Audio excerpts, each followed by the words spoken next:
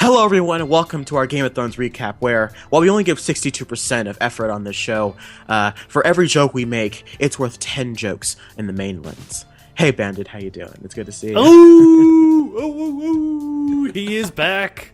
The big dog is back. Finally, looking even more burned than he was before.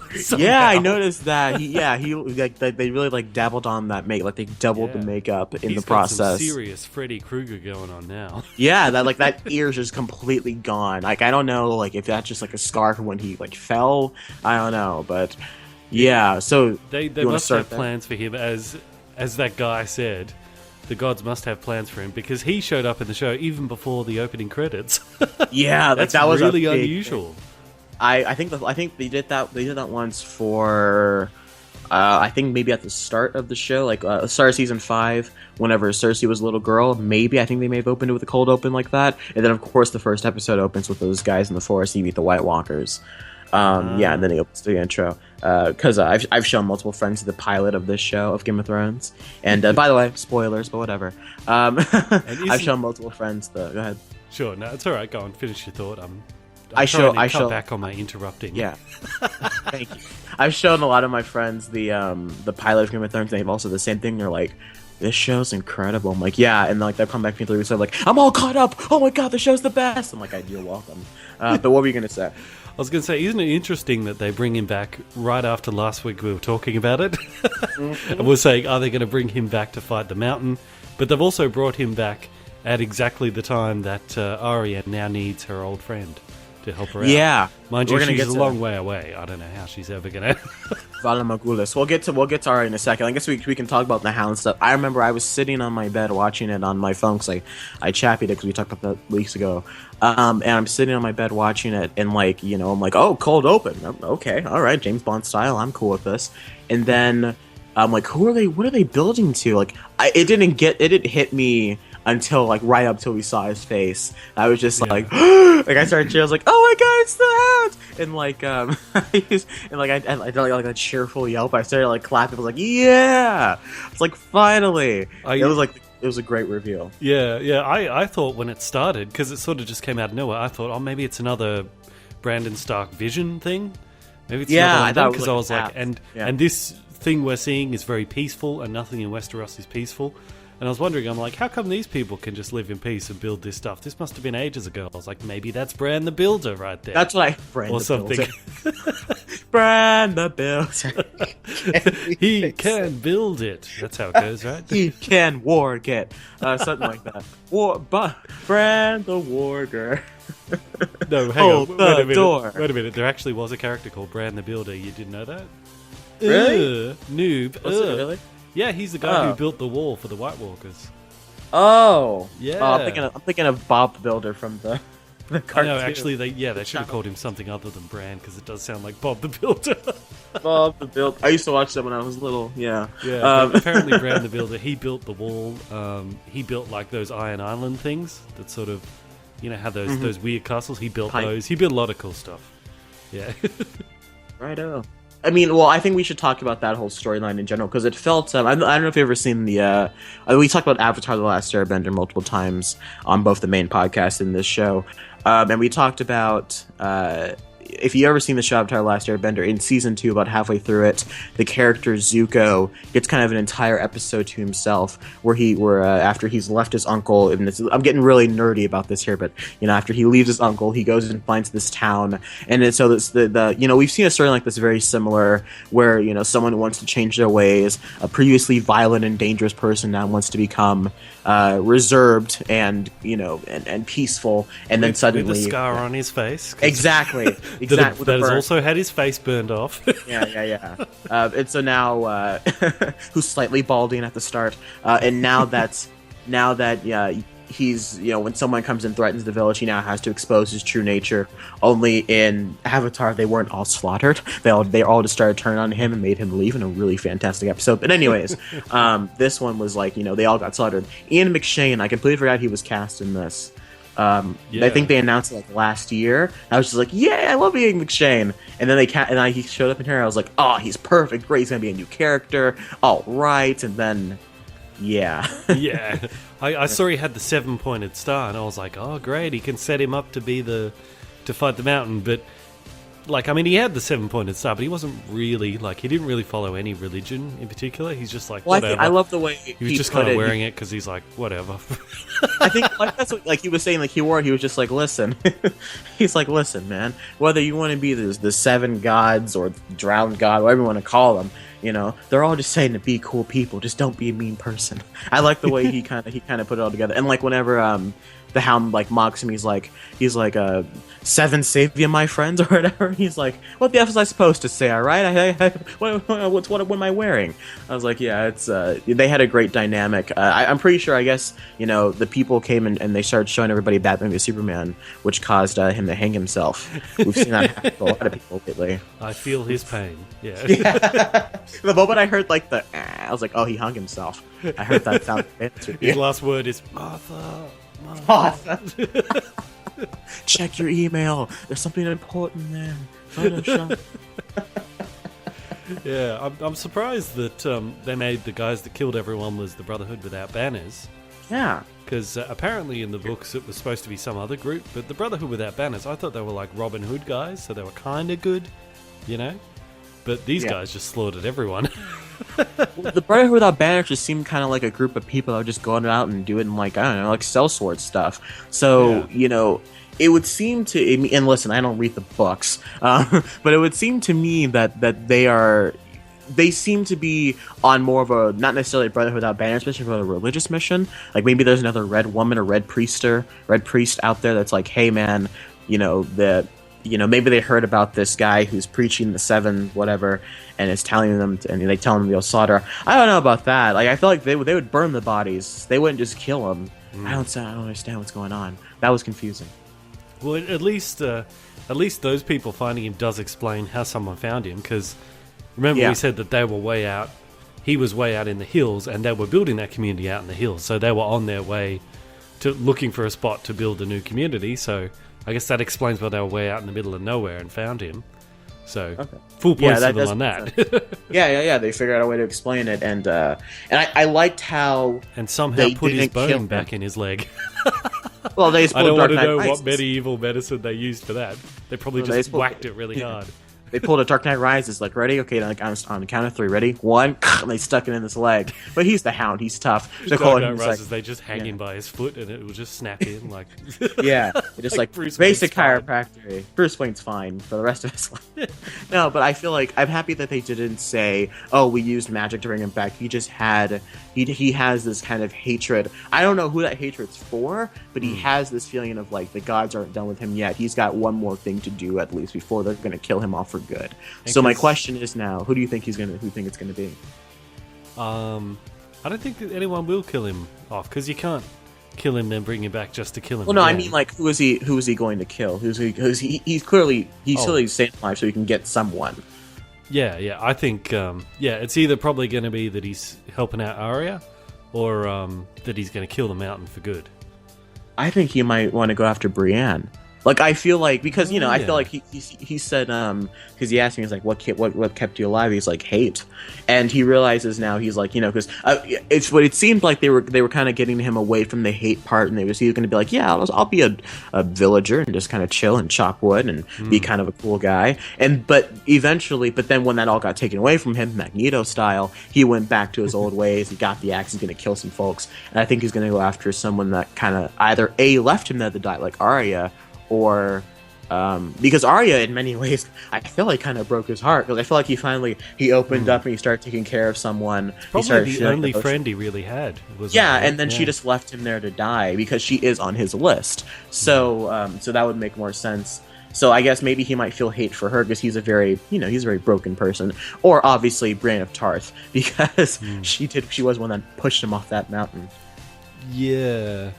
Yeah. Maybe, but Brienne of Tarth, like, her storyline is going to intersect with Jaime Lannister's. Because isn't she going to that castle to get... who was it? I'm trying to remember. Was it Blackfish she was supposed to get, or... She went. They go down the Blackfish to get an army for Jon and Sansa. Just to get rid of those troops. Yeah. So she's going to be down there fighting with Blackfish when Jaime Lannister sieges the castle.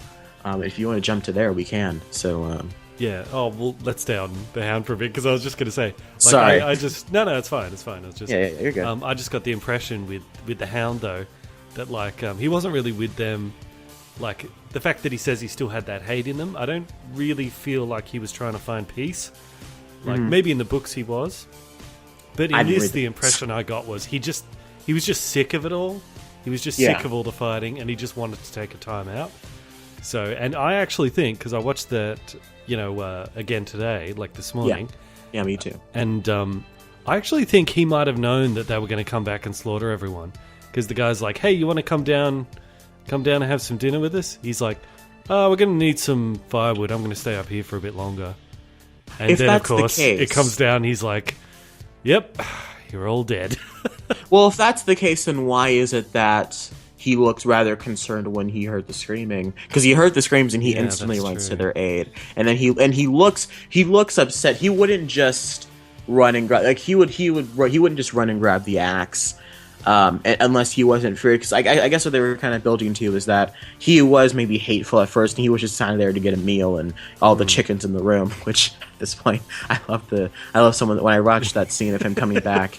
What's coming back, and one of the comments was, all Westeros' chickens need to be in fear. He's going to eat every chicken in Westeros. Anyways, so yeah, and I feel like he's like, oh, he finally has a family again now. And every time he thinks he has something nice, it gets taken away from him in one way or another. And so now I think he's going to get some vengeance and chop up those. I think him and the Brotherhood of Banner is just going to be gone. Like, there's going to be some kind of blood fight, which I'm excited for. He's going to kill every single one of them. Yeah, and then take all their chickens. Yeah, exactly. And eat all their chickens too. And your ale, all your ale. But if they can find a way to get him that flaming sword, so if he does fight the mountain again, he's got a flaming sword. You really want that flaming sword? Oh, I want that flaming sword so bad. Man, that's like me wanting Wolverine to fight the Hulk. Man, you've been itching for it. You dream about it. That's your nerd dream. I did notice that, like when that guy was hung, like you'd expect that he'd see the guy hung and then he'd like bow his head in sadness or whatever. He didn't. He just stared right at him, and then just turned and got the axe. I think that's he anger. Wasn't like, oh, sadness. He was just looking like, yep, you're dead. I think he's used to seeing people being hung before. I don't think the Hound doesn't seem to be an inherently bad guy. He's rude and he's a little crude, of course. But most people in Westeros are that way. I think because if he was a truly bad guy, he wouldn't have saved Sansa Stark from rape that one time back in King's Landing. Wasn't he the one that saved her? Who was it? It wasn't the Hound that got Arya Stark out of King's Landing when Ned Stark died, was it? Who was that? I forget. It was some other guy, wasn't it? Yeah. And then, the Hound found her later or something. Yeah. Oh yeah, because the Hound got captured. Hound got captured by the Brotherhood of Banners, whatever their names are, and he's like, "What are you doing with the Stark girl?" Yeah, I remember that. Yeah. But I think, what was I going to say? No, I'll remember. But okay. Yeah. Oh no, I remember now. Yeah, because the actor who plays him, he says that like the Hound is like, he's done terrible things, but deep down he doesn't like bullies. He hates bullies. That's why he always really hated Joffrey. And but he also said that like the Hound, like I saw in an interview, they're like, do you reckon like the Hound wants revenge on his brother, or do you reckon he's like over it? And he's like, oh no, he wants revenge. He says every day, every single time he touches his face, he wants revenge. Well, you would, man. Yeah. Like that doesn't just go away. And it's weird that he's gonna I imagine that he's gonna get to his brother and he's going to see what has become of Gregor Clegane, whatever his name is, the Mountain. What's going to become of him? What's become of him now that he's the zombie Mountain, just this hulking mass following Cersei around. It's always a great shot of seeing her come around the corner and just seeing just seeing as like this giant man walk behind her. Yeah. Tell you what, when Zombie Mountain's helmet comes off, I bet they're saving it for a really gory horror moment. Oh yeah, where we see what he really looks like under there, and we're like, ooh, yeah, something like kind of like Chunk from the Goonies mixed with like Frankenstein. Yeah, hey you guys, yeah, something like that. Yeah, yeah. Okay, but because the other day I thought, I wonder how tall that guy is in real life, because they shoot him where he looks really tall, and the guy who plays the Hound in real life, he's 6'5". The guy who plays the Mountain is 6'9" in real life, and Hodor was 7 feet tall in real life. I was like, why didn't they show that more in the show? He's like legitimately a giant in real life. But they never really made him look that big, did they? 7 feet tall. Yeah. He's a foot taller than me? He's way bigger than the Mountain. I was like, man, he's probably one of the only characters that could have taken on the Mountain, really. Hodor! Yeah. Like if Bran had walked into him and then gone to like fight the Mountain using Hodor, it's like probably Real Steel, that like that Hugh Jackman movie with Real Steel about the fighting robots. It's like uppercut. Hodor. Yeah. It's like that. Yes. Oh man, like Rock'em Sock'em Robots. Oh my god, get Hodor to fight, man. Hodor to kill some White Walker. Oh, never mind, he's dead. Never mind, Hodor's gone because of Bran. We miss you, Hodor. Yeah, I'm so mad. Okay. You want to move on? Okay, well then let's move on here. I guess you want to talk about the stuff at King's Landing.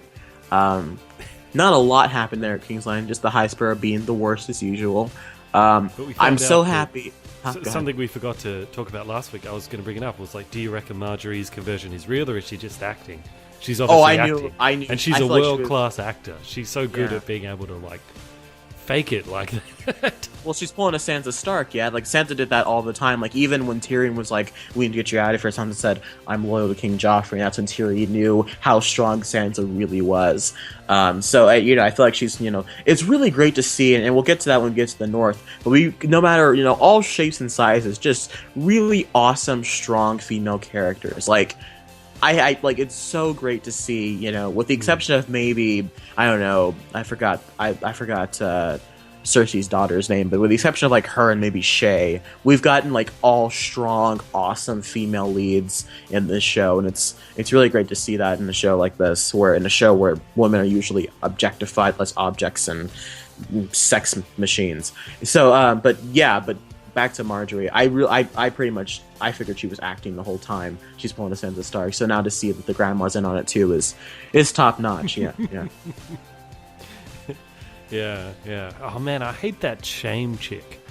She's the worst. Oh, just weird, giant, quiet Nurse Ratchet type. Just the worst. I want to see the Mountain pop her head, Oberyn style. Just beat her to death with that bell of hers, and just like shame, and beat her to death with that. Gave her head in with that bell. Shame. Oh, she's a goner. The moment the High Sparrow's done, she's dead too. Yeah, oh my god, she is so dead. I love when the grandma's talking. It's like, I will call my men in here and they will beat you down. And like Marjorie's the top of her shit at the top. She's like, and maybe I won't let them stop because maybe you deserve a quick bashing. That's awesome. She's great. But when she walked out though, there was no guards there, so I was like, ooh, that's weird.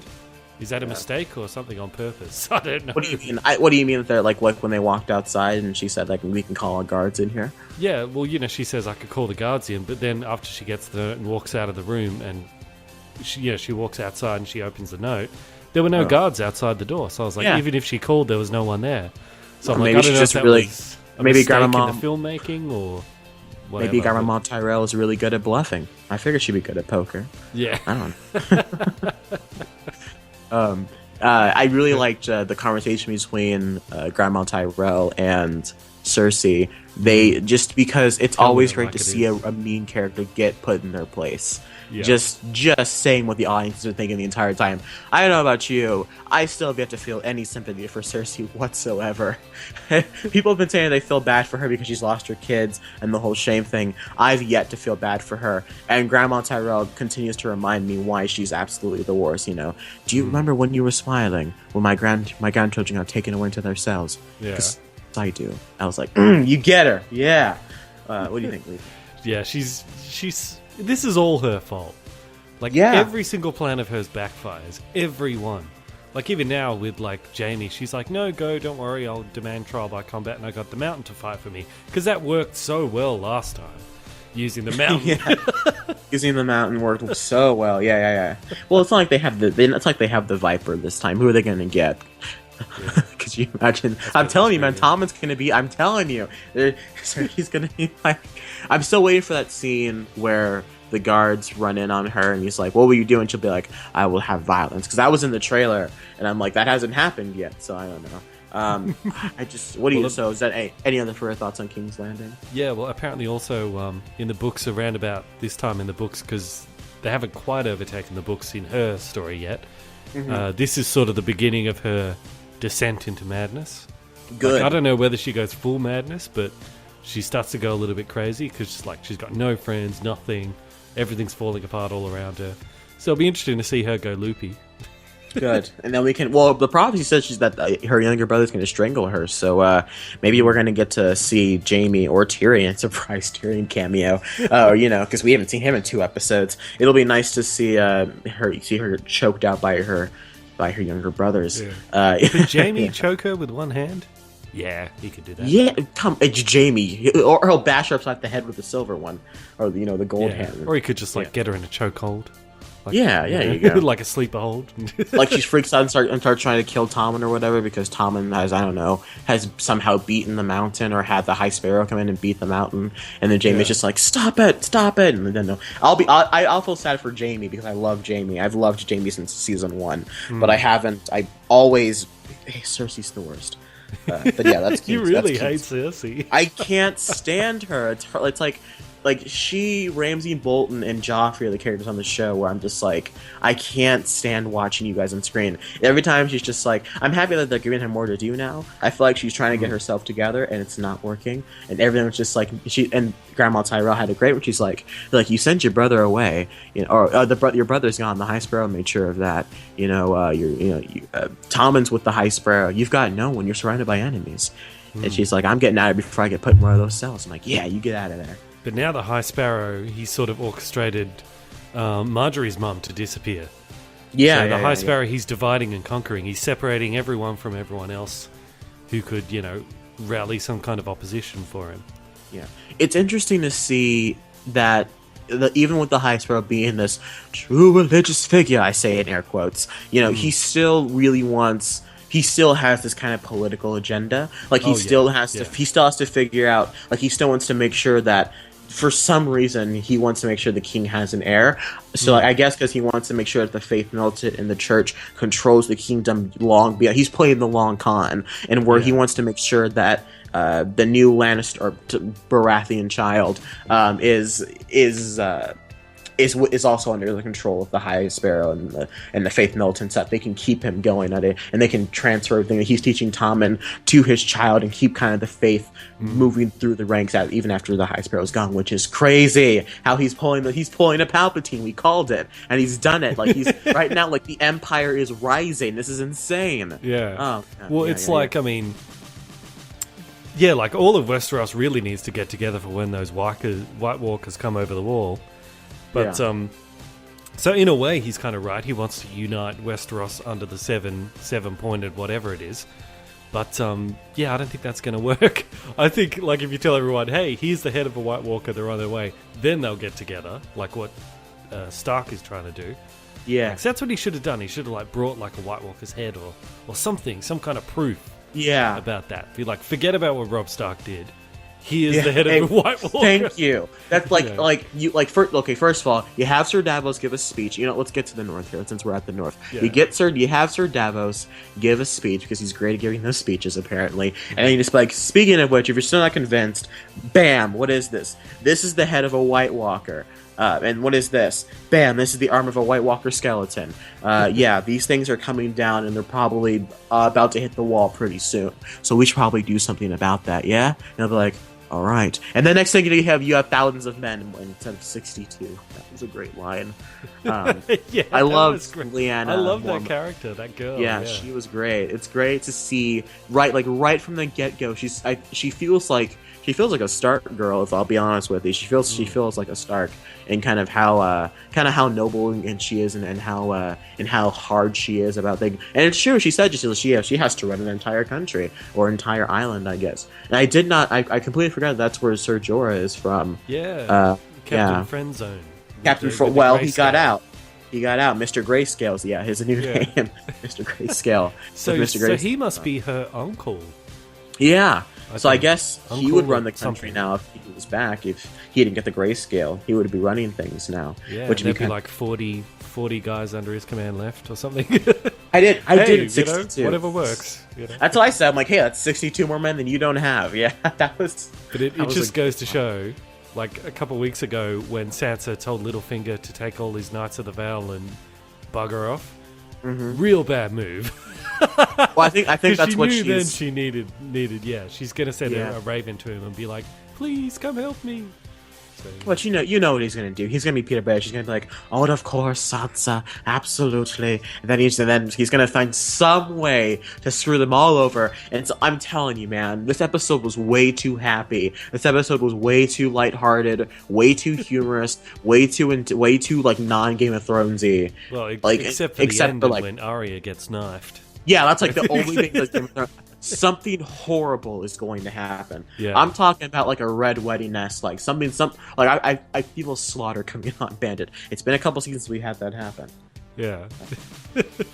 Actually, we touched on it then, but apart from the shame chick, the other person I want to see have their head squashed by the mountain is the chick who knifed Arya. I hate that chick. Oh, her and the shame woman are the worst. I hate them so much. Put them on a shirt and just like Movie Mania's kill list, and just have those characters, and have an X over Joffrey's head, and like working our way through, and then have like a crown over, like it's like in Deadpool, like have a crown over Ramsay, like he's the main prize. Oh man, that poor girl. Old Arya. It's like, how you said last week you're sick of seeing Daenerys win all the time, and so am I. Actually, I want to see her lose once too. Well, Arya is the opposite. I'm sick of seeing her lose all the time. I want to see her win every now and then. First of all, there's a theory going around, and I read this in comments of videos. People don't think that that's Arya. No, of course it is. Well, people are thinking that it might be someone else with a mask wearing Arya's face, which doesn't make any sense because why if they have Arya's face? That doesn't make a lot of sense. Also, they get the faces when people die. Exactly. You saw it peeling him off when he was peeling the face off the dude. So exactly. Also, two things. Arya, someone, they're after you. You failed your training. What are you doing having your back turned in the city? It's fine that you're being smart at first, giving the guys the money, entice him with more money, and then taking the money away to ensure that he comes back later. And, and it's great that you want to have a nice moment where you want to look at a statue. But you gotta be, to quote Black Widow in Civil War, looking over your shoulder needs to become second nature at this point. Yes. You were training to be an assassin. And you are being trained by other assassins who can wear people's faces. You don't just stand around. What are you doing? And where is Needle? What are you doing? I'm sorry, go ahead. Yeah, where is Needle? Why doesn't she have Needle on her? Like, you just chill and just left Needle on a rock somewhere again? Like, no. You... that was a stupid move on her part, and she paid the price for those Starks. One stupid move, and just everything falls apart for them, man. That scene would have been okay if when she swims out of the water and she's bleeding, if she was saying to herself, stupid, stupid, stupid, like that, then it would have been okay, because we'd be like, oh, she realizes she messed up. But no, they didn't have that. And it's like, God. Or they should have worked out like a more clever scenario. Like they could have made it that the male guy was wearing a face and she was the old lady. And like he could have been pretending like he was mugging the old lady in the alley. And then like Arya goes up to stop him and boom, knife in the gut. And then like, haha, we tricked you, we lured you in. Like maybe like she pulls out Needle, like ready about to stop them and save them, and then turns around and like maybe have a fight scene or whatever, and then maybe just have them fight in a crowd, right? And then like she disappears into the crowd, so Arya doesn't know which one is which, and then she gets the better hand of Arya, because at that point, the see you next Tuesday woman, which is, if you can spell out that acronym, that's good for you. Because that woman, she's used to hiding in the crowd and being, among the people, So she'd be better at that point hiding in the crowd and being a better assassin than Arya, as opposed to her just sneaking up on her. Yeah. Would have been, God. Yeah, Idiots. That wasn't handled very well, was it? No, absolutely not. Arya should be much smarter than that at this point. With everything she's been through and everything she knows, she shouldn't have gone down like that. I do like the fact that she didn't just lie there and die. I like the fact that how she got away. That was kind of cool. To see her do like that, like roll over, that was pretty sick. I was like, hey, good on her. I was really like in my version of that scene, that see you next Tuesday is waiting on the stairs. And just flat out game it like because Game of Thrones doesn't just like let you kind of die and walk away. No, that happens once maybe. In Game of Thrones, you get shivved like 19 times in the throat. That's what Game of Thrones does. And she was doing that for a while. Like she was like setting the knife back and forth into her gut. I was like, good lord, that is awful. You just busted her appendix. And let's not think about that. If they're assassins, that blade must have been poisoned, but I'm sure it wasn't, of course. No, because it's a TV show. And you have to let things. Because then Arya will be dead. But if it was anyone else, of course the blade would have been poisoned. At the same time, you think the assassin would go back to look for her. She wouldn't just go, well, it's good enough for me, and just walk off. Yeah, that whole scenario just seems fishy to me, which is why I kind of buy into that's not Arya Stark thing, because A, she doesn't have Needle, she wouldn't have her back turned like that. What is she? I don't understand. It just the whole thing just seems really contrived to me if it is Arya Stark. This gets me worried because I'm like, we were building towards that storyline, spent so much time on her becoming a faceless girl, not faceless man. Mm-hmm. So what? All of that's just gone now? Well, I feel like the what was the point of all that? Then? I guess because she was Arya Stark's whole journey is that she's really trying to find an identity. I think at first she wanted to get the people on her list, and then she was working with the Hound and was going to do whatever it is the Hound does, and then she said when the Hound supposedly died, she went off Valar Morghulis and went to become a faceless assassin like Jack and Hagar, and then when she realized what that was really going to entail, when she realized that a faceless assassin meant to be a faceless assassin, which is a killer for hire. But I suppose she realizes now that she is just going to be Arya Stark. She's going to be a Stark. She needs to get back to her family. Yeah. I guess she assumed, like we all did, that they would only assassinate like bad people. Yeah. I guess. In theory, she asked Jack back when he was just faceless assassin. Back in like season 2 or 3. Back when she was roaming around, and she asked him to assassinate just regular everyday people in one of the best parts of that middle seasons. I loved that character so much when we first met him. He was so cool. And I still like him in season 5 and 6. I like to see a different kind of like monkish type character when you realize kind of what's the behind the scenes of the whole faceless assassins, god of many faces kind of thing. Yeah. Yeah. Okay. So let's assume she survives from the knife stabs, obviously. Yeah. Whether she gets revenge on that chick or not, who knows? But she makes it back to Westeros. But at the end of the day, has she learnt any skills from her experience there that she didn't have already? Like, I guess she knows how to like listen in a room and spy, but she could do that already. She was doing that with Tywin Lannister. Remember when she was cupbearer for him? So she already knew how to do all that. Maybe they're doing what's it called when you're like covering up something, like not covering up, but maybe like they're trying to, I forgot the word it's called. I'll remember it after we finish recording. But kind of like what it's called when you're fixing your mistakes, making some corrections. Recovering some ground or whatever. Unless she like or unless she like kills the other assassin, and then Jack and Hagar is like, oh, that was your real test and you passed, or something like that. Could you imagine this is all just one test? Yeah, or he's like, you killed her, so I'll tell you what, as a parting gift, you can have her face. You can use that as a face. Or something like that. I figured if I was Arya, I would have taken a couple of faces. Yeah. I don't know. I just, go and take some faces and get out of there. I don't know. But the whole Arya thing just seems a little off to me. She's got to, see, if she leaves there with at least one face, just one, then it's worth it. That's all she needs, is just one face. Yeah, just one. All right. Let's hope that happens. That's what I'm hoping. Yeah, I'm hoping she'll kill her round 2, stuff. and then Jack and Hagar will let her peel off that girl's face that she can use when she gets back to Westeros. Yeah. Let's tell you what. Let's talk about my favorite storyline of today, and that's the stuff at River Run with Jaime and the Blackfish and Bronn. Just like if the writing really shows up in this part of the show, like Bronn gets some of the best lines of the episode. Some of which I can't say. No, go ahead and say it. It's your channel. You can say it. But I'll set you up. You know, you're a better officer than any officer in the Lannister army. That's like saying I got a bigger cock in the Unsullied army. It's like saying I got the biggest cock in the Unsullied army. That was my favorite line. I loved it. Oh my god. Oh, that's great. He's like, Elijah, don't say it. Don't freaking say it. Don't say it. I love it. I love He's like, I've heard enough of that from your brother. I don't need to hear it from you as well. Yeah, right. Like he's already dealt with one Lannister. Now he's stuck dealing with this other Lannister. Oh, I love those two. I love those two friendship that they've got going on. Yeah. Oh man. I did think that bit, like after Jaime tries to talk to Blackfish, and it all doesn't go well, and Jaime turns around.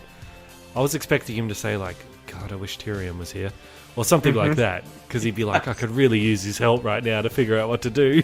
Oh, I miss my imp. Yeah.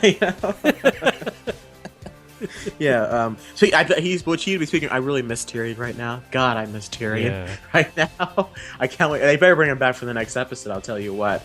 Though they are playing smart to only show storylines that, with the exception of the stuff with Arya, that really only are furthering the story. They're not treading water here with most of the stuff here. I loved the conversation between Jaime and the Blackfish because it shows just how empty and kind of alone Jaime feels, and how he really isn't in the fight. I feel like he doesn't have the passion that he would have usually going into battle. He lost his hand. He's lost 2 of his kids. He just feels like a broken man, if you will. We have established that the Lannisters still do have an army of 8,000 men. They just don't. So they've still got the manpower. They just don't have a solid leader. And if you don't have a solid leader, those people will just eventually move off and serve someone else, I guess. Exactly. So like if Jaime out of this can like become strong and rally his men again, then he can just walk right back into King's Landing and do what he wants. But Absolutely. I was like, because when he's talking to Blackfish, and Blackfish was like, well, you can try to storm the place, but you won't breach the walls, or you can try to starve us out, but we have 2 years worth of food. Do you? And I was thinking, if I was Jaime, I'd take a page out of medieval history, where what they did a few times is when leprosy was spreading, they get the dead bodies of people who died of leprosy and catapult them over the walls. So they'd be like, there you go, have some leprosy. I'd find some people with grayscale. Just have some leprosy. Over the walls and say, there you go. See how you go with that. Have some swine flu. Don't let them touch you. We're going to keep bringing them in. You've died of dysentery. Have fun. You have fun with that. Here, have these blankets with smallpox, Yeah, exactly. Have this rotten food we're going to throw at your wall and make it smell. Have these stink bombs made out of pig poop. Or you go, you know what, Blackfish, you're right. As a parting gift, I give you, here, this Trojan horse. Enjoy it. I'm just going to go away now. Feel free to take it inside. I think we should have a wedding. We should have a wedding to celebrate just how awesome it is that we are now a combined house. We are now combining the Tullys and the Lannisters, and we should have a wedding about it. Tell you what, theme red. Yes. Red's my favorite color. Oh dear. Yeah. So what do you think? What do you think about the Jaime Blackfish conversation? It's interesting to see. I don't remember these two characters that they've suddenly dropped back on us. Like I felt really taken back. Like the Blackfish and Edmund Tully, I think his name is. Like I vaguely remember the Edmund Tully's face, but like you show me Blackfish, I'm like I have no idea who that is. And so now I'm feeling inclined to go back and watch The Reigns of Castamere just to see that and like see because I guess that's true. When I think back on Edmund Tully, was the one that got married at the Red Wedding, which people in the comments would let us know. By the way, thank you for that. They were all like, "It was Edmund Tully who got married the wrong way. I'm like, oh, sorry, it was kind of distracting, with the whole, slaughter thing that happened. You forget that there's an actual wedding. That's why it's called with all the regards being sent. Yeah, with all the regards being said and all the babies being shanked and all that knife being stuck in Rob Stark's whole wife's belly. Yes, yeah. But yeah, I hope like Jamie. I hope this whole encounter is a way that Jamie will be able to step up and take on like leadership of his house, because it falls to him now. There's nobody else. Cersei is useless. Tyrion's gone. It's up to him to rally the Lannisters together and do something. It is. So, yeah, I hope they don't do something like Brienne shows up and they get in through a secret passageway or something. I hope he comes up with something a bit more creative than that. Well, I think maybe because Brienne's going to come through and she's going to be in favor of the Blackfish because she serves Sansa Stark, and Sansa Stark is writing, and she sent him to go get the army of the Blackfish. But that's going to be the interesting thing there. We may have an episode for the first time ever where we get two battles in the same episode. It might be cut in between the Battle of Winterfell and the battle here at Riverrun. That's obviously the Siege of Riverrun. That's obviously going to happen. So we might get a scene of where we're going to have a sword fight between Brienne of Tarth, who's one of the best sword fighters on the show, and Bronn or Jaime with Bronn and Jaime Lannister. That's going to be a great fight because there's going to be so much emotion in that fight. Bronn's just going to be like, "What are you two talking about?" And then it's just going to be Jaime and Brienne crying because they have to fight each other. And then you're going to have the Battle of Winterfell where Ramsay Bolton's hopefully going to have a very slow, very painful, very agonizing end to his story, because we haven't seen him in a couple of episodes. Yeah, he's disappeared. He's on his way to Castle Black, though, isn't he? Oh, he is. Oh, how many men does he have? Like, how many does he have? There's regular troops, or does he have just a quite a few? I think, doesn't he? Did he take all his troops with him? Like that was at Winterfell. Well, I guess Could you imagine? They just kind of turn around and they pass him along the way, and they just kind of, without him knowing it. So they get to Castle Black, and the White Walkers get there and just slaughter Ramsay Bolton, and they just go ahead and take Winterfell. Yeah, could you imagine? It's like, whoa, what a bit of luck. Anyways, all right, now we're at Winterfell. He'll probably run into Jon Snow and all the wildlings before he gets to the Castle Black, wouldn't he? I guess, yeah, because they're south of the wall. So hopefully Littlefinger gets there in time, otherwise they're wrecked. Yeah. There is no way they'll stand a chance. This is going to be a slaughter.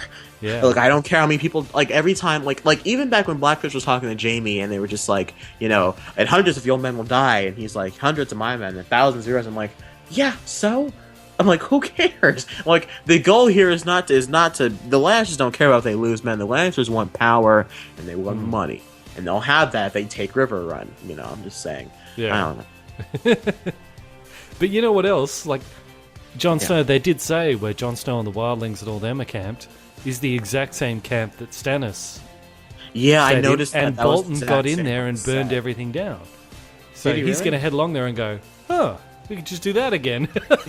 Yeah. Did he burn everything down? I thought they got snowed out. No, he did. We didn't burn everything down, but he went in and set fire to something. Maybe it was their food reserves or something. Did he? Yeah, because remember that kind of made it an emergency after that, and that's sort of what triggered him to sacrifice his daughter, and it all went downhill after that. I thought because they were stuck in they were. I can't. Oh man, listen, they'll tell us for sure. If I do know, I can't remember exactly what it is, but the point is, Ramsay did break into that camp that was in that exact spot. So if he can do that with Stannis, he can definitely do that with the wildlings.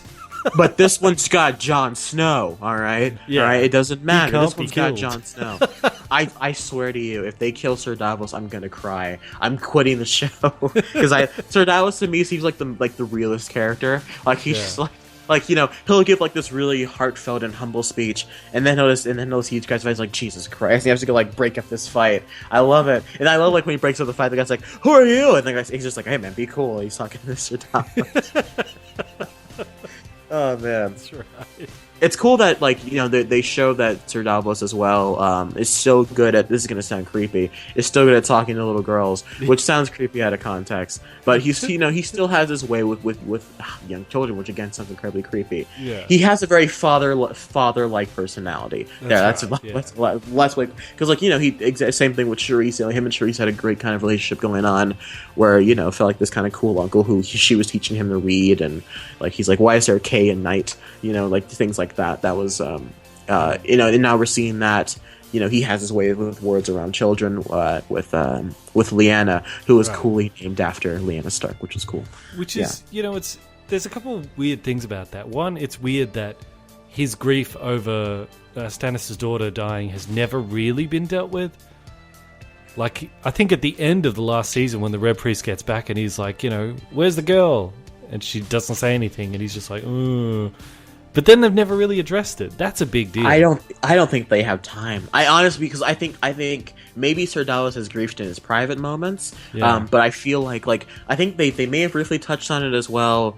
When Brienne is talking to both him and Melisandre, the Red Woman, when she's talking about, and Brienne comes up and is like, I cut off his head, and then she just kind of walks away after standing there for 2 minutes. I think they start talking about Charisse at that point, but they may not have a lot of time, which is weird because they really were treading water back in that first 2 episodes. But at this point, things have to move so quickly. They've got 3 episodes left to get all this stuff set up, and usually the big battles are in episode 9. So yeah, but I'm also surprised though that when they went around, when you know, the 3 of them went around trying to rally people, they didn't bring the Red Priestess with them, because she's good at convincing people. Like, remember, she could have done what that other Red Priest did, you know, with Tyrion and Varys. That's his name, isn't it? Varys, Lord Varys. Lord Varys. Yes. Yeah, she could have done that. Where she's he dodged a bullet there.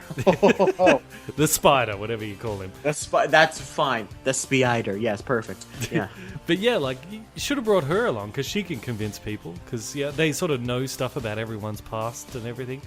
So that guy would have been like, I'm not siding with the Starks again. The Starks are dead. And she's like, remember when this happened when you were a kid? And he'd be like, whoa! Remember when your puppy died? Fine, I'll join. No, but it's weird. It's weird. It's weird that is it House Glover or something like that? When they turned him down, it's weird that they turned him down. He was just like, "Where was Robb Stark when my family died or they were captured, dying at a red wedding?" I'm like, yeah, that's exactly what he was doing. He was trying to get troops. He was trying to make a truce and get a pact with Walder Frey to get some people, and Walder Frey slaughtered him because he broke the rules of the wedding. You don't. Yeah, like, but I think that was his issue with Robb, was that, yeah, he didn't follow the rules of the wedding. He married someone else instead of who was supposed to, and that's kind of what ruined it all.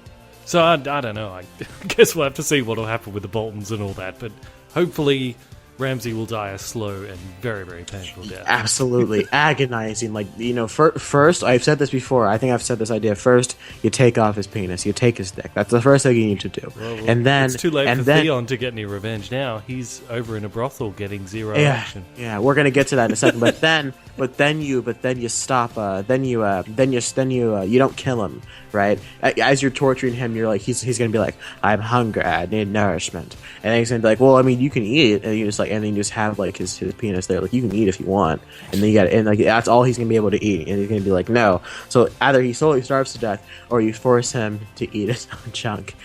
And now people are going to be like, God, Tre, that's so cruel. I'm like, this is Ramsay Bolton talking about.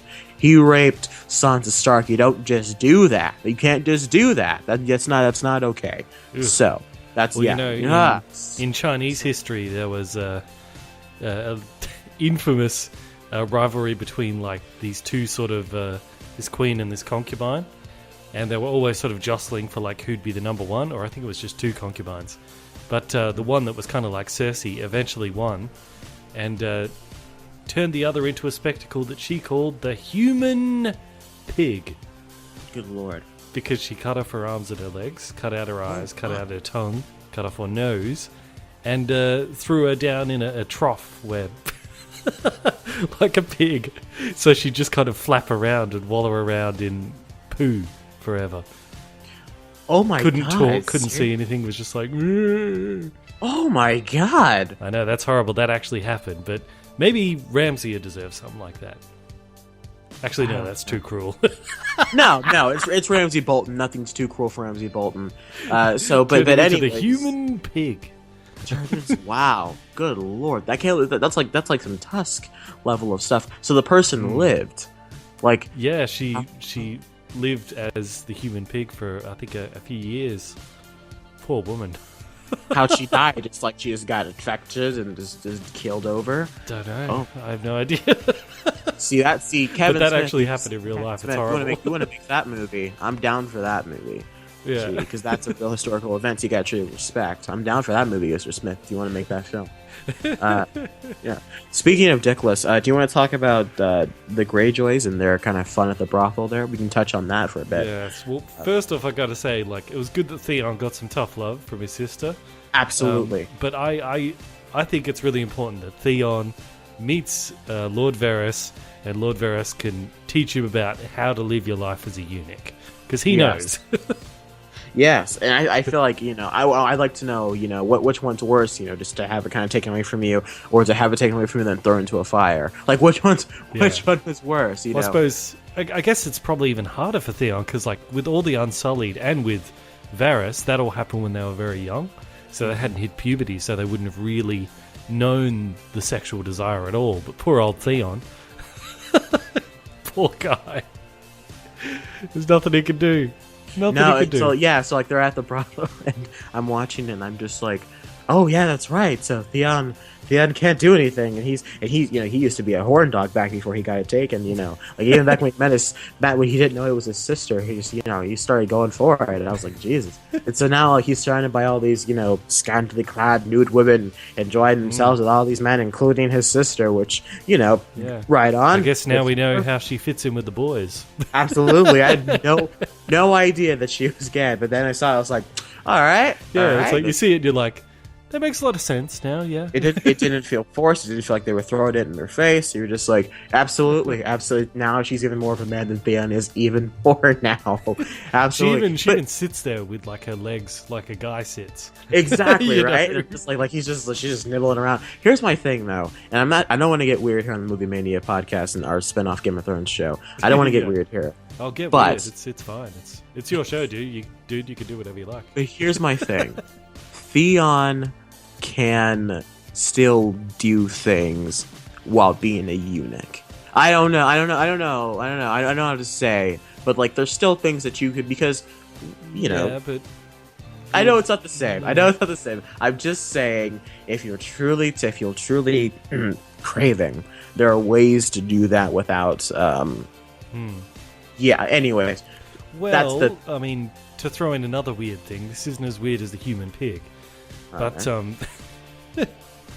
I did read in the paper one guy who was arrested because he was a rapist, but he was actually impotent, couldn't get an erection. So how does that? He'd use like pool cues and I don't things want, like that. I don't want details. Well, I mean, as you can imagine. But the point is, that's what she said. The reason he used various objects instead is because it was in his head, right? So with Theon, it can still be in his mind. You know what I mean? Yeah. This is a weird conversation out again. Okay, I like how that's the thing we pull out, not a really empowering speech given by Yara to Theon about how he just needs to drink the ale and how if she's not going to get the Theon back, then he needs to just cut his wrist because she doesn't want to be around this whatever this is anymore. It's interesting how many times we're going to see Theon kind of relapse back into Reek, because we thought he was back, but every time he realizes that he's a eunuch, it kind of sends him back into this kind of darkened state of where he's just this beaten dog, like is what she says. Yeah. Back on the Pike, the Iron Islands, he's what's the guy? Uncle Douchebag. Uncle Douchebag is talking to him, and he brings up the Dr. Douchepants. Brings up the fact that get a load of this. His name is Euron Greyjoy. Oh, come on, so man. Let's just call him Euron. Euron Greyjoy. So Euron's telling Theon how he's a eunuch. It's impossible to piss him off. Yeah. This summer. from writer George R. Martin. You're in. Try to piss him off. Rated R.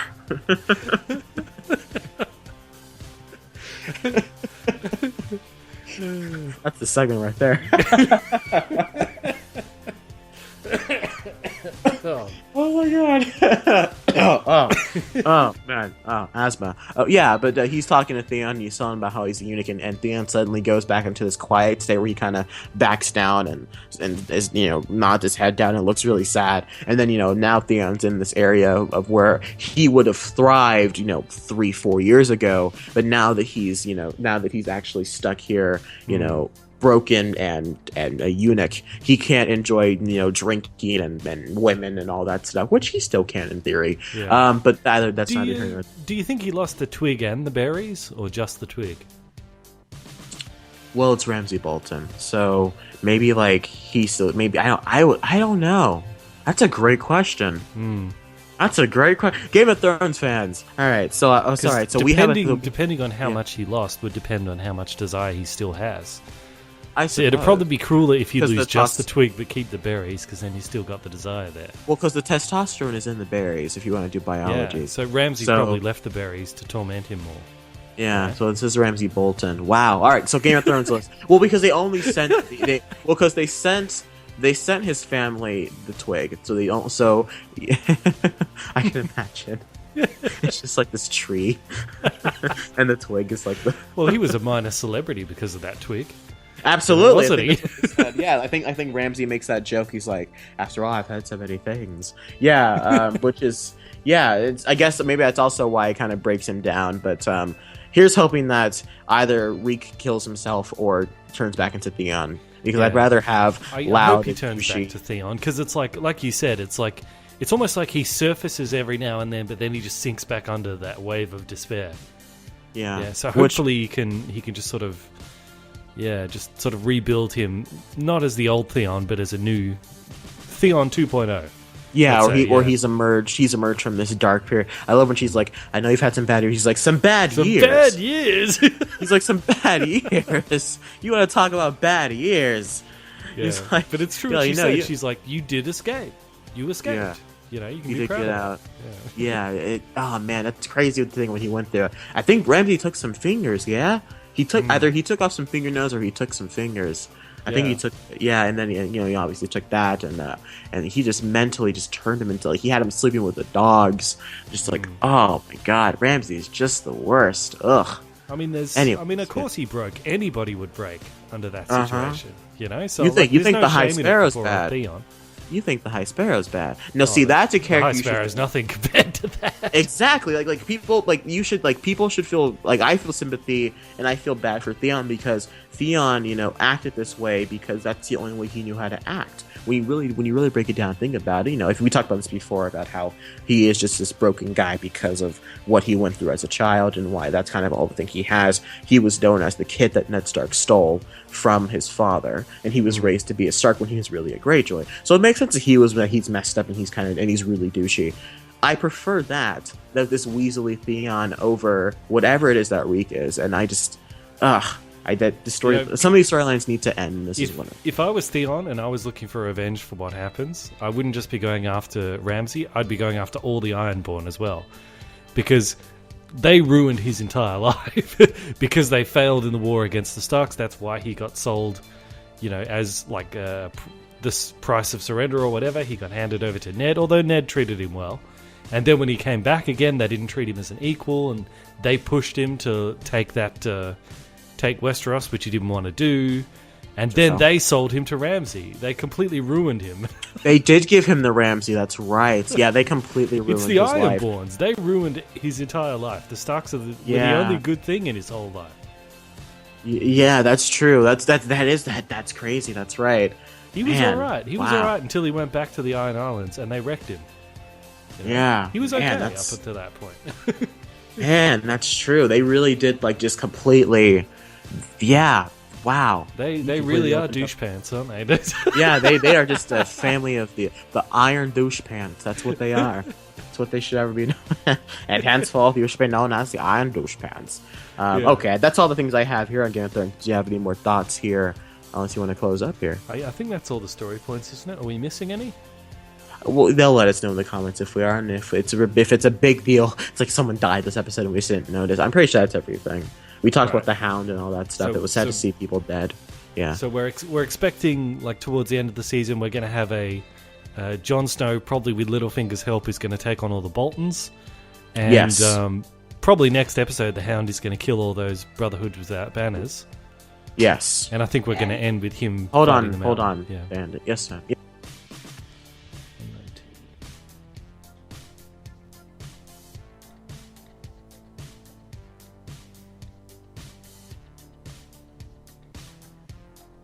Okay, I'm back. Sorry.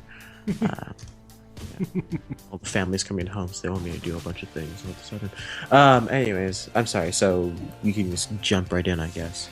I did think, like, so Jon Snow and Sansa, they want to take out Westeros, and the way they're kind of selling it is we need to take out Westeros to strengthen the North for when the White Walkers come. Right. I was thinking, Winterfell. Yeah, Winterfell. That's Westeros. What am I talking about? Westeros is all of it, isn't it? Yeah. Yeah, it's all of it. Winterfell. Yeah. But so yeah, maybe there's a way you could, like, lure them north of the wall and then seal them in there or something. That'd be cool. Just let the White Walkers kill all the Boltons. That'd be fine. Except leave Ramsay Bolton. I don't know. He doesn't deserve a quick death with the White Walkers. No. Unless he's, like, torn apart, like, limb by limb by the White Walkers, then maybe I'm okay with it. I need a bloody and disgusting, just violent, horrible death. Ramsay Bolt, please. That's all I'm asking for at this point. Do you think Jaime will be able to retake King's Landing? Probably. If not, then Cersei's gone. Like no matter what happens with the whole High Sparrow thing, Cersei's definitely a goner. Not just because of the prophecy, but yeah. So, yeah, absolutely. Well, she can't go before Tommen. Yeah, absolutely. Tommen's got to go first. Man, that whole High Sparrow thing, all they need is one strong leader in the Lannister house, and none of that would have happened. But yeah, exactly. Cersei's the only one who's really making leadership decisions, because the uncle's totally backed out from King's Landing. He's headed back to wherever the Lannisters are from. Harrenhal? Is that what it is? Yeah, is that it? Yeah. Where Tywin is? Something like that, he's back there, isn't it? He's like, I've had enough of this. Yeah, he's like, you know what, you guys, this whole Iron Throne thing, I'm gonna go chill in Harrenhal. Peace. And he just walked in, he kind of left. Yeah, so she is alone, I guess. Yeah. I mean, he was there on the small council, but we haven't seen him since then. I would imagine that he pieced, like, the moment he realized just how powerful the High Sparrows were, when he realized that they got Tommen.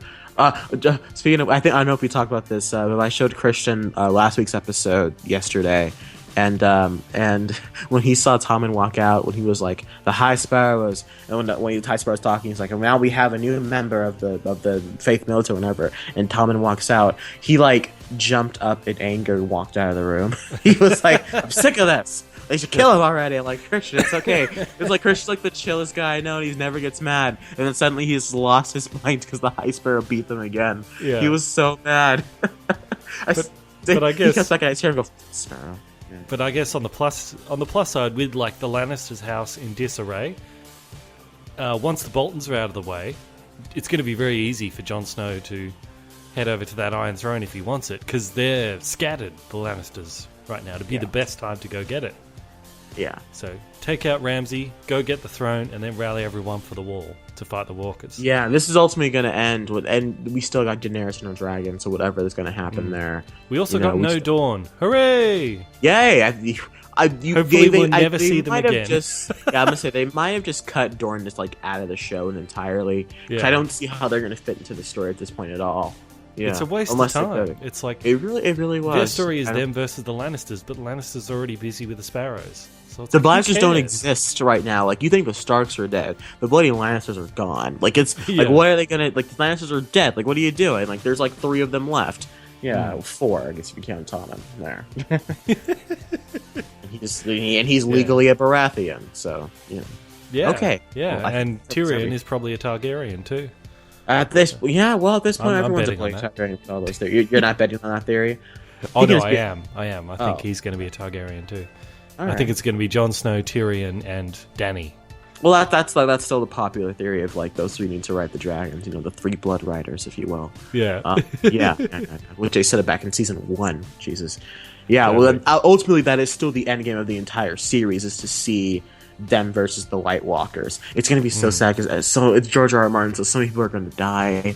Man, is it gonna be so sad. That's gonna suck to see so many people die. I don't want to see the Hound die again. I want to see him outlive everyone. Like the last man standing with the White Walkers kill everyone. Like Tyrion's head's decapitated, and like the Night King is just like slowly bleeding out, and you just see the Hound walk up. It's just like, you ate my chicken, and like he just stabs the Night King in the face with some dragon glass, and then gets on a dragon, just like, let's get all the chickens in the world. And he flies off. It's just like, Sandor Clegane, the Hound. Like an old cartoon. All right, well, there we go. Yeah, that's pretty much everything here. We'll end it on that. We'll end it on Flying Chicken Man.